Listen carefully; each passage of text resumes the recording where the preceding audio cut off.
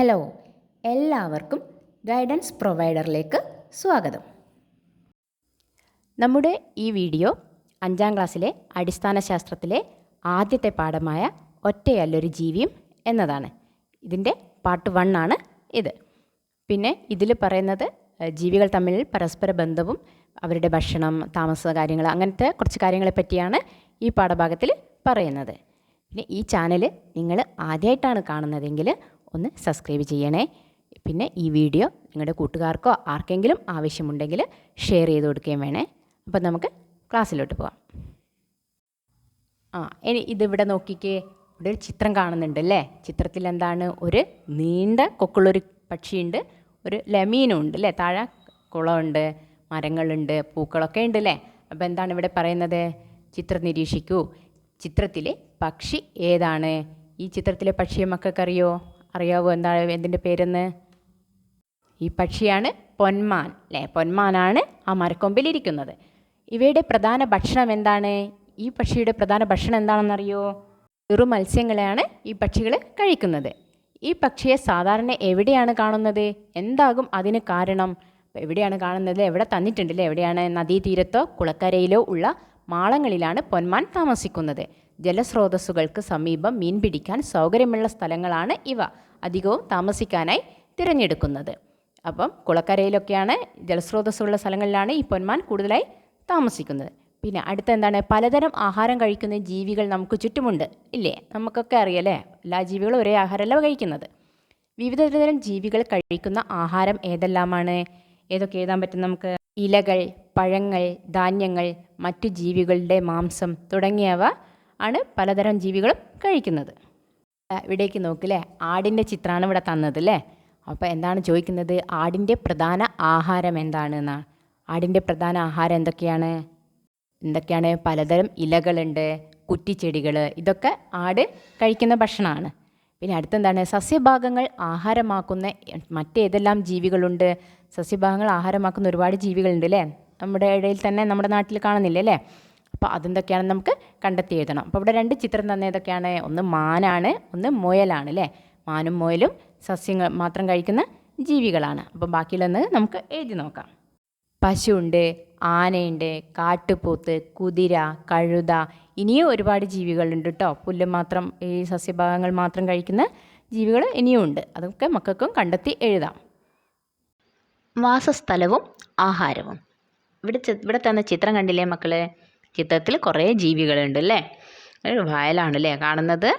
അതിൽ ഒരു കുളമുണ്ട്, തടാകമുണ്ട് അല്ലേ? തടാകമുണ്ട്, കുറേ ജീവികളുണ്ട്. അപ്പോൾ ചിത്രത്തിലുള്ള ജീവികൾ ഏതെല്ലാമാണെന്ന് എഴുതൂ. ഈ ജീവികളെല്ലാം മക്കൾക്ക് അറിയുണ്ടാവും അല്ലേ? എല്ലാവരും കണ്ടിട്ടുണ്ടാവും ഈ ജീവികളെയൊക്കെ. അപ്പം ഇതെന്തൊക്കെയാണെന്ന് നമുക്ക് എഴുതാം.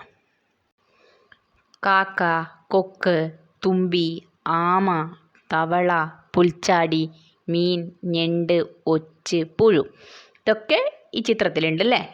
ഇവയിൽ സസ്യങ്ങളെ ആഹാരമാക്കുന്ന ജീവികൾ ഏതെല്ലാമാണ്? ഈ പറഞ്ഞവയിൽ സസ്യങ്ങളെ മാത്രം കഴിക്കുന്ന ജീവികളെ നമുക്ക് എഴുതണം. അപ്പോൾ ഇതിലൊന്ന് ചെറുമീനുകളുണ്ട് അല്ലേ? ചെറുമീനുകൾ സസ്യങ്ങളെ ആഹാരമാക്കുന്നുണ്ട്. പിന്നെ ഇതൊക്കെ നമുക്ക് എഴുതാം. പുൽച്ചാടി, പുഴു, ഇതൊക്കെ എന്താണ്? സസ്യങ്ങളെ ആഹാരമാക്കുന്ന ജീവികളാണ്. ചെറുമീനുകളെ ആഹാരമാക്കുന്ന ഏതെല്ലാം ജീവികൾ ഇവിടെയുണ്ട്? ഈ ചിത്രത്തിലുണ്ട്. ചെറുമീനുകളെ ആഹാരമാക്കുന്നവ ഏതൊക്കെ എഴുതാം നമുക്ക്? കൊക്ക്, തവള, ആമ, കാക്ക, ഞണ്ട്, ഇതൊക്കെ ചെറുമീനുകളെ ആഹാരമാക്കുന്ന ജീവികളാണ്. അപ്പം ചിത്രം കണ്ടില്ലേ എല്ലാവരും അല്ലേ? ചിത്രത്തിൽ ജീവികളെ പറ്റി നമ്മൾ പറഞ്ഞു. അപ്പം ചിത്രത്തിലെ ഓരോ ജീവിയും എന്തിനെയെല്ലാം ആഹാരമാക്കുന്നു?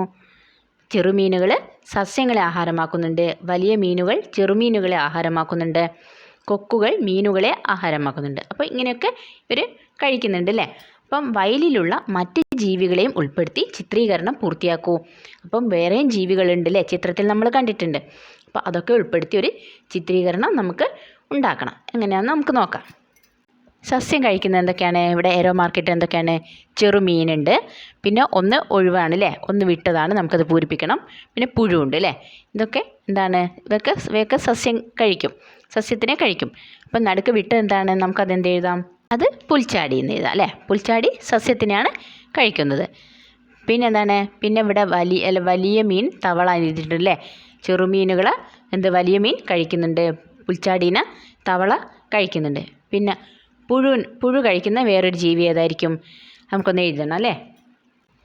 കാക്ക അല്ലേ, കാക്ക പുഴുവിനെ കഴിക്കും. പിന്നെ എന്താണ്? കൊക്ക് അല്ലേ, കൊക്ക് വലിയ മീനിനെയും കഴിക്കും തവളയെയും കഴിക്കും അല്ലേ. കൊക്കിൻ്റെ കണ്ടില്ലേ നിങ്ങൾ, നീണ്ട കൊക്കായിരിക്കും അല്ലേ. അതിന് മീനുകളെയും കഴിക്കാം തവളേനെയൊക്കെ കഴിക്കാം. അപ്പോൾ ഇങ്ങനെ നമുക്കിത് ചിത്രീകരിച്ചുണ്ടാക്കാം. കണ്ണി ചേർന്ന് മാൻ, മുയൽ, പുൽച്ചാടി തുടങ്ങിയ ജീവികൾ സസ്യങ്ങളെ ആഹാരമാക്കുന്നവയാണല്ലോ. ഈ മാനും മുയലും പുൽച്ചാടിയൊക്കെ എന്താണ്? സസ്യബുക്കാണ് അല്ലേ. അവ സസ്യങ്ങളെയാണ് ആഹാരമാക്കുന്നത്. ഇവയെ ആഹാരമാക്കുന്ന മറ്റ് ജീവികളെ ഉൾപ്പെടുത്തി ആഹാരബന്ധം പൂർത്തിയാക്കൂ. അപ്പം ഇവയെ കഴിക്കുന്ന മറ്റ് ജീവികളുണ്ട് അല്ലേ, ഇവയെ ആഹാരമാക്കുന്ന മറ്റ് ജീവികൾ, അവയെ ഉൾപ്പെടുത്തിക്കൊണ്ട് നമുക്കൊരു എന്തുണ്ടാക്കണം? ആഹാരബന്ധം ഉണ്ടാക്കണം.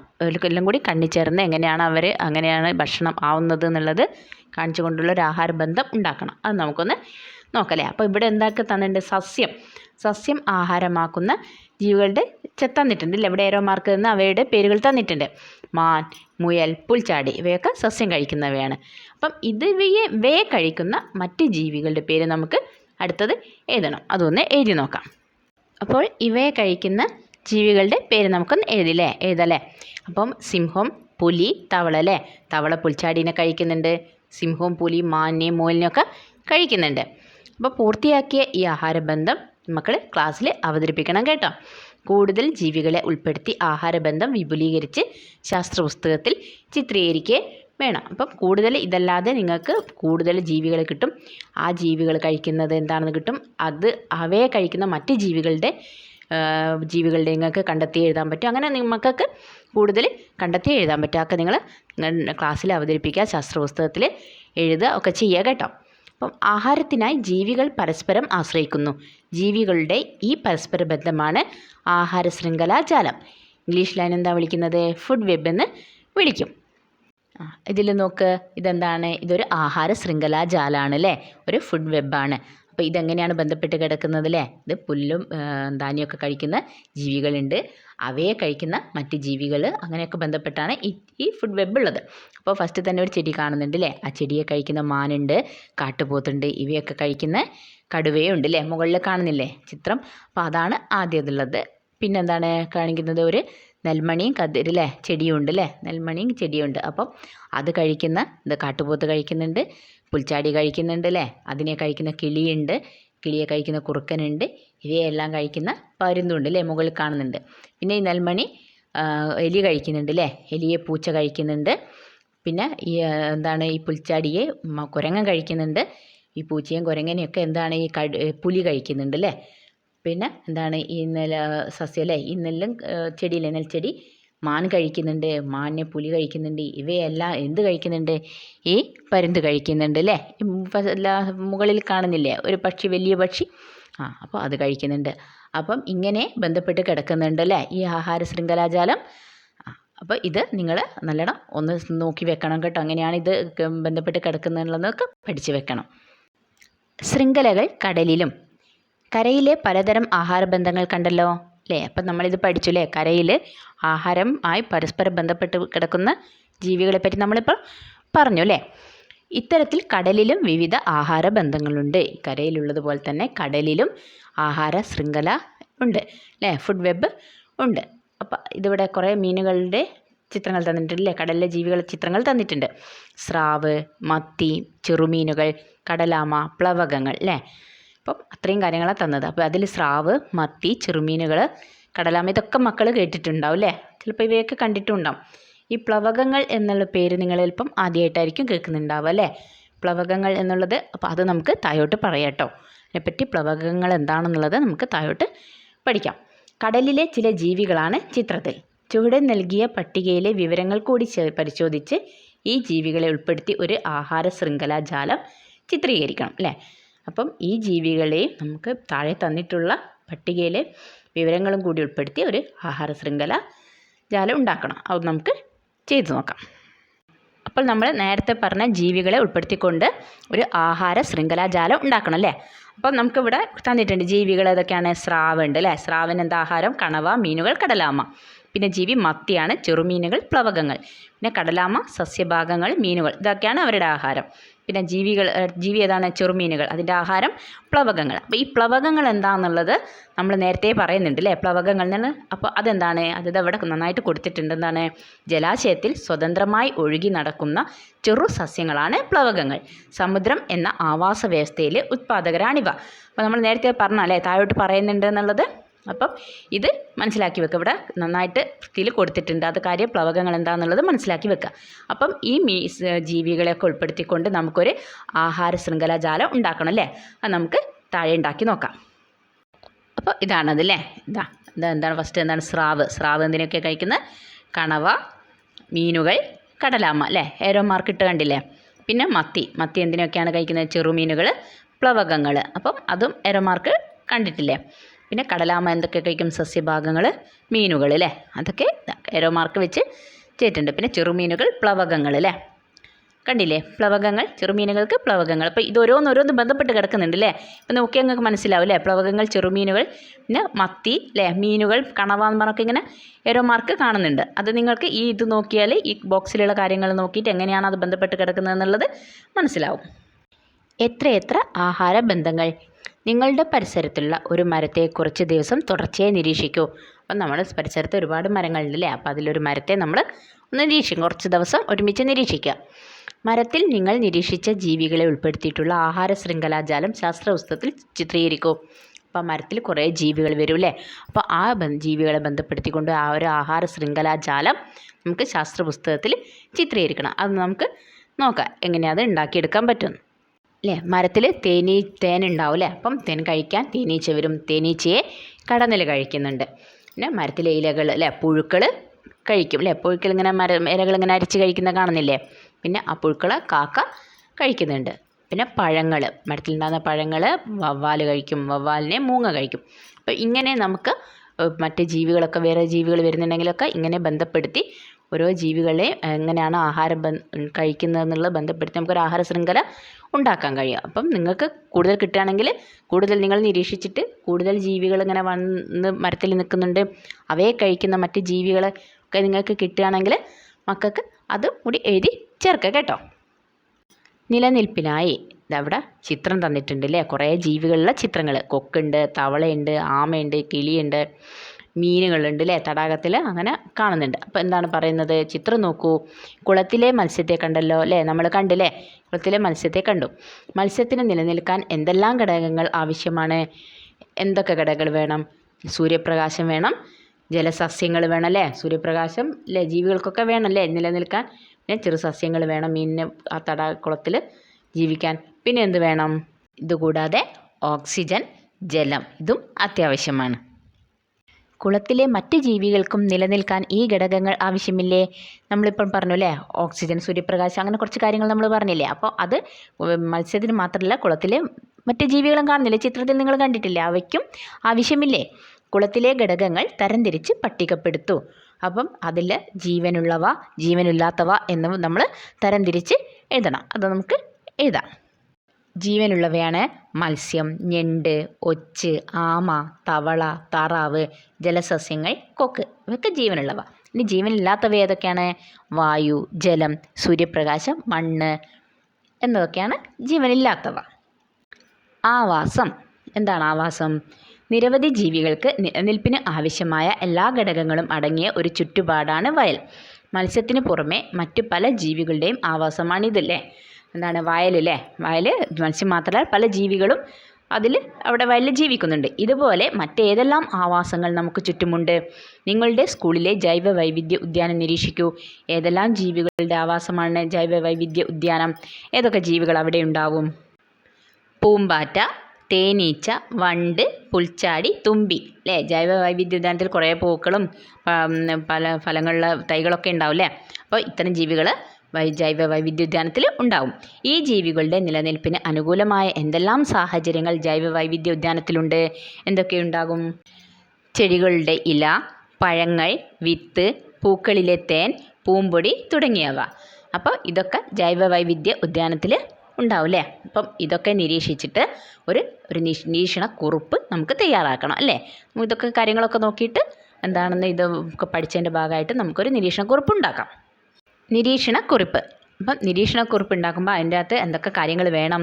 നിരീക്ഷണ ഉദ്ദേശം വേണം അല്ലേ, സാമഗ്രികൾ ആവശ്യമുണ്ടെങ്കിൽ അങ്ങനെ വേണം, നിരീക്ഷണ സാഹചര്യം അല്ലേ, എന്താ അത്, എവിടെ, എങ്ങനെ, ഇപ്പോൾ എന്നുള്ള കാര്യങ്ങൾ, പിന്നെ കണ്ടെത്തലുകൾ, നിഗമനം, ഇതൊക്കെ നിരീക്ഷണക്കുറിപ്പിൽ വേണം. അപ്പോൾ നമുക്കൊന്ന് നിരീക്ഷണക്കുറിപ്പ് എഴുതി നോക്കാം. ഏതെല്ലാം ജീവികളുടെ ആവാസമാണ് ജൈവ വൈവിധ്യ ഉദ്യാനമെന്നും ഈ ജീവികളുടെ നിലനിൽപ്പിന് എന്തെല്ലാം സാഹചര്യങ്ങൾ ഈ ഉദ്യാനത്തിൽ ഉണ്ടെന്നും കണ്ടെത്താൻ വേണ്ടിയാണ് ഈ നിരീക്ഷണം. അപ്പോൾ എങ്ങനെയാണ്? ഉദ്യാനത്തിൽ പൂമ്പാറ്റ, തേനീച്ച, വണ്ട്, പുൽച്ചാടി, തുമ്പി, ചെറിയ കീടങ്ങൾ, ചെറിയ പക്ഷികൾ തുടങ്ങിയ ജീവികളെ കാണാൻ കഴിഞ്ഞു. ഓരോ ജീവികൾക്കും കഴിക്കാൻ വേണ്ട ആഹാരം ഉദ്യാനത്തിൽ നിന്ന് തന്നെ ലഭിക്കുന്നത് നമുക്ക് കാണാൻ കഴിയും അല്ലേ. നമ്മൾ ഉദ്യാനത്തിൽ പോയാൽ കാണാം അല്ലേ, പൂക്കളും കായ്കളൊക്കെ ഉണ്ടാകുമ്പോൾ അതിൽ നിന്നാണ് ചെറിയ ജീവികളൊക്കെ ഒരു ആഹാരമാക്കുന്നത്.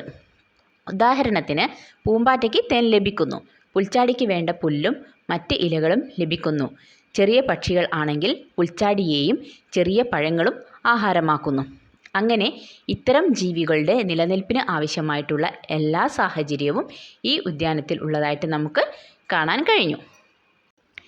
ജൈവവൈവിധ്യ ഉദ്യാനത്തിലെ ജീവനുള്ള ഘടകങ്ങളെയും ജീവനില്ലാത്ത ഘടകങ്ങളെയും ഉൾപ്പെടുത്തി ക്ലാസ്സിൽ ഒരു റോൾ പ്ലേ അവതരിപ്പിക്കൂ. അപ്പോൾ അത് മക്കൾ ചെയ്യുക കേട്ടോ. ജീവനില്ലാത്ത വസ്തുക്കളെയും ജീവനുള്ള വസ്തുക്കളെയും ഉൾപ്പെടുത്തിയിട്ട് ചെയ്യാം. ജീവനില്ലാത്ത ഘടകങ്ങളെ ആശ്രയിച്ചു മാത്രമേ ജീവനുള്ളവയ്ക്ക് നിലനിൽക്കാനാവൂ.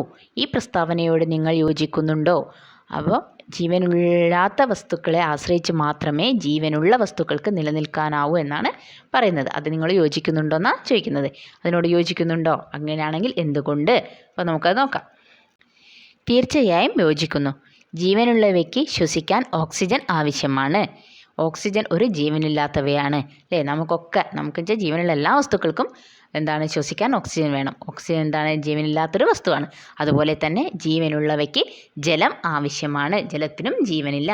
അപ്പം ജലം, വായു ഒക്കെ നമുക്ക് അത്യാവശ്യമായിട്ടുള്ള കാര്യങ്ങളാണ്, പക്ഷെ അവയൊന്നും ജീവനില്ലാത്തതാണ്. അപ്പം ജീവനുള്ള നമ്മളെപ്പോഴുള്ള എല്ലാ വസ്തുക്കൾക്കും നിലനിൽക്കാൻ ജീവനില്ലാത്ത ഘടകങ്ങൾ ആവശ്യമാണ്.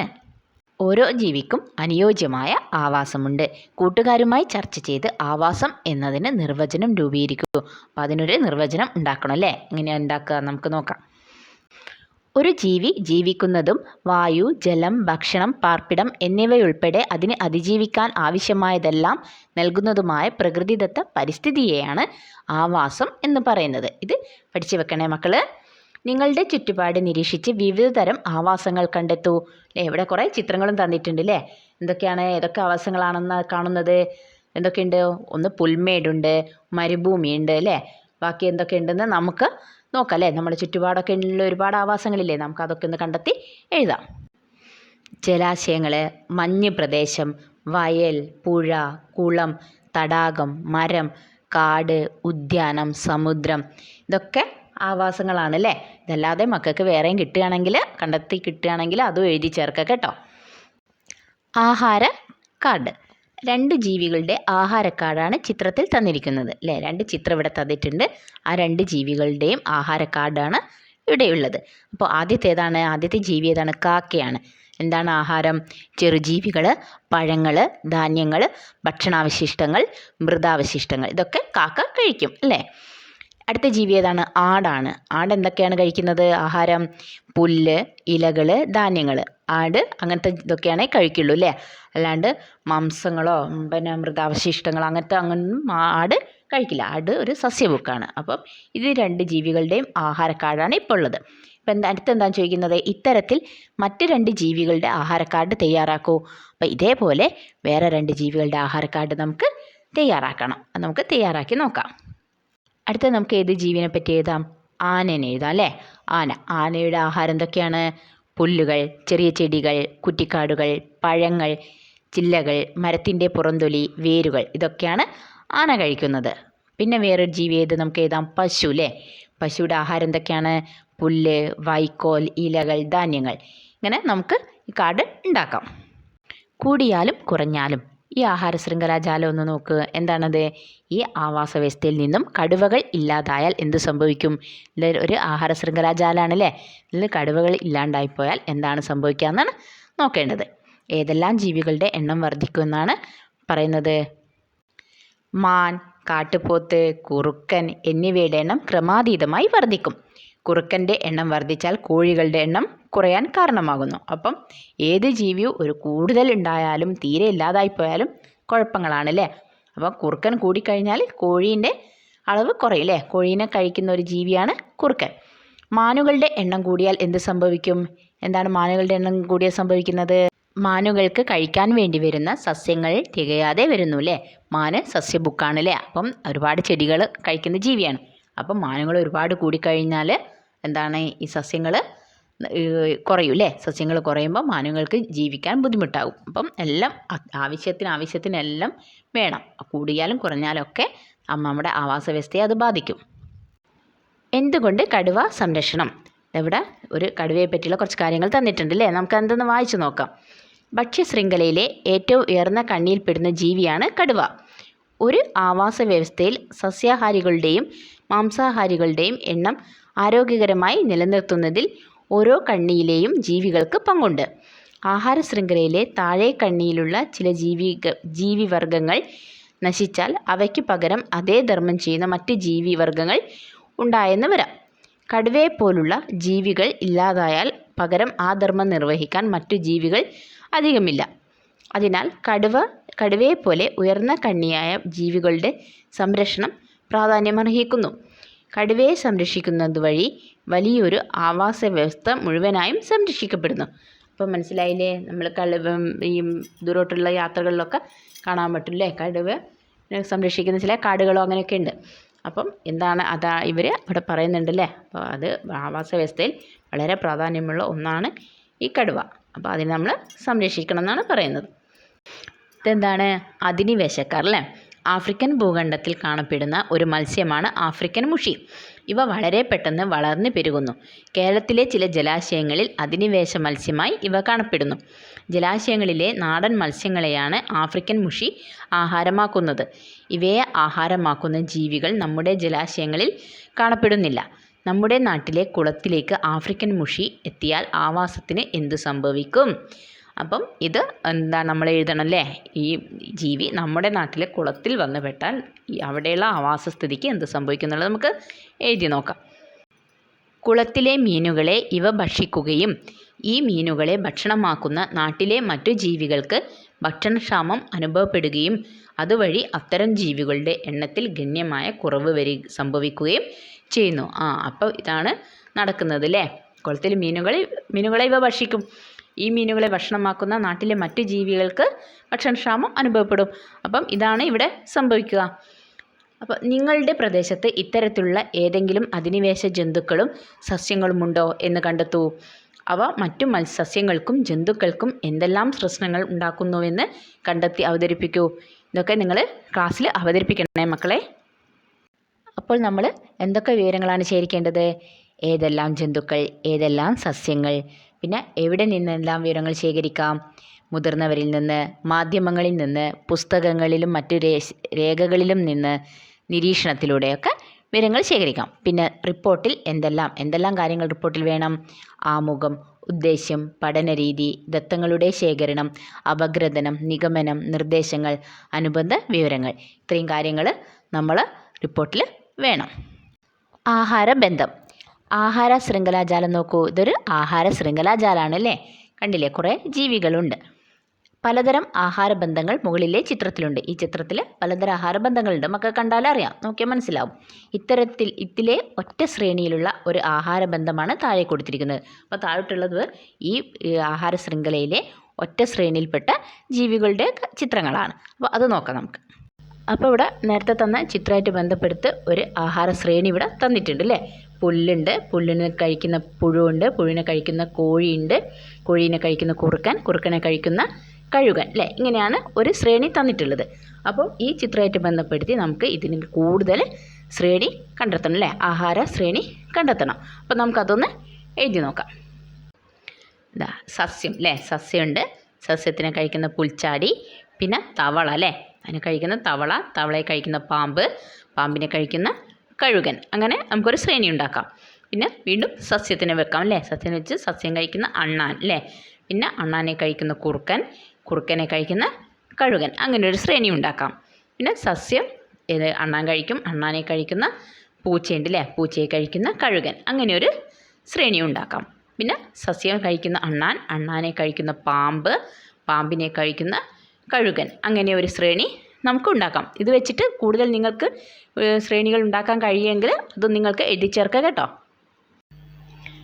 ആഹാര ശൃംഖലാജാലത്തിലെ ഒറ്റ ശ്രേണിയിലുള്ള ഒരു ആഹാരബന്ധമാണ് ആഹാര ശൃംഖല, ഫുഡ് ചെയിൻ. അപ്പോൾ നമ്മൾ ചെയ്തിട്ടുണ്ട് അല്ലേ, ഇപ്പോൾ ഒരു ഒറ്റ ശൃംഖലയായിട്ട് നമ്മൾ അത് എഴുതിയിട്ടുണ്ട്. അപ്പം എഴുതിയ ആഹാര ശൃംഖലകൾ താരതമ്യം ചെയ്ത് തന്നിരിക്കുന്ന മാതൃകയിൽ ശാസ്ത്ര പുസ്തകത്തിൽ പട്ടികപ്പെടുത്തൂ. അപ്പോൾ ഇവിടെ തന്നത് എന്താണ്? ഒന്നാമത്തെ കണ്ണി, അവസാനത്തെ കണ്ണി എന്ന് പറഞ്ഞാണ് തന്നത് അല്ലേ. അപ്പോൾ ഒന്നാമത്തെ കണ്ണി എപ്പോഴും പുല്ലാണ് വരുന്നത് അല്ലേ, നമ്മളിപ്പം ചെയ്തതിൽ എല്ലാം പുല്ലാണ് വന്നത്. അവസാനത്തെ കണ്ണിയിൽ കഴുകനാണ് വന്നത് അല്ലേ. അപ്പം ഇങ്ങനെയല്ലാതെ അവസാനത്തെ കണ്ണിൽ മനുഷ്യനായിട്ടും വരും, സിംഹമായിട്ട് വരും, കടുവയൊക്കെ ആയിട്ട് വരുന്നുണ്ട്, അങ്ങനെ പലതരത്തിലും വരുന്നുണ്ട്. അപ്പം നമ്മളിപ്പം ചെയ്തതിൽ പുല്ലാണ് ആദ്യത്തെ കണ്ണി, അവസാനത്തെ കണ്ണിയായിട്ട് വരുന്നത് കഴുകനുമാണ്. ഇവിടെ നമുക്ക് എന്താണ് തന്നത്? 1-2 ചോദ്യങ്ങൾ തന്നില്ലേ, 2-3 ചോദ്യങ്ങൾ തന്നിട്ടുണ്ട്. അപ്പോൾ അത് നോക്കാം നമുക്ക്. എന്താണ്? എല്ലാ ശൃംഖലകളും ആരംഭിക്കുന്നത് ഏത് ജീവി വിഭാഗത്തിൽ നിന്നാണ്? ഏത് ജീവി വിഭാഗത്തിൽ നിന്നാണ് ഇപ്പം നമ്മൾ ഏരിയയിലൊക്കെ ശൃംഖലകൾ ആരംഭിക്കുന്നത്? സസ്യങ്ങളിൽ നിന്ന്. സസ്യങ്ങളിൽ നിന്നാണ് എല്ലാ ശൃംഖലകളും ആദ്യം ആരംഭിക്കുന്നത് അല്ലേ. അവയുടെ നിലനിൽപ്പിനും ആഹാരം ആവശ്യമില്ലേ? ഈ സസ്യങ്ങളുടെ നിലനിൽപ്പിനും ആഹാരം ആവശ്യമില്ലേ? ഇല്ലേ? തീർച്ചയായും ആഹാരം ആവശ്യമുണ്ട് അല്ലേ. സസ്യങ്ങൾ വളരാനും അവയ്ക്ക് ആഹാരം വേണമല്ലേ. അപ്പോൾ അവയ്ക്കും ആഹാരം ആവശ്യമുണ്ട്. അവയ്ക്ക് എവിടെ നിന്നാണ് ആഹാരം ലഭിക്കുന്നത്? ഇത് ഒരു ചോദ്യമാണ് അല്ലേ. എവിടെ നിന്നാണ് ഈ സസ്യങ്ങൾക്ക് ആഹാരം ലഭിക്കുന്നത് എന്നുള്ള കാര്യങ്ങളൊക്കെ നമുക്ക് പാർട്ട് 2-ൽ പഠിക്കാം അല്ലേ. ഇതിപ്പം പാർട്ട് 1 ആണ് നമ്മളിപ്പം പഠിച്ചത്. അടുത്ത ഈ കാര്യങ്ങളൊക്കെയുള്ള ചോദ്യങ്ങൾക്കുള്ള ഉത്തരമായിട്ട് അടുത്ത പാർട്ട് 2-ൽ നമുക്ക് പഠിക്കാം. അപ്പോൾ നിങ്ങൾ ഈ ചാനൽ ആദ്യമായിട്ടാണ് കാണുന്നതെങ്കിൽ ഒന്ന് സബ്സ്ക്രൈബ് ചെയ്യണേ. പിന്നെ ഈ വീഡിയോ നിങ്ങളുടെ സുഹൃത്തുക്കൾക്കോ ആർക്കെങ്കിലും ആവശ്യമുണ്ടെങ്കിൽ ഷെയർ ചെയ്ത് കൊടുക്കുകയും വേണേ. അപ്പോൾ നമുക്ക് പാർട്ട് 2 ആയിട്ട് കാണാം.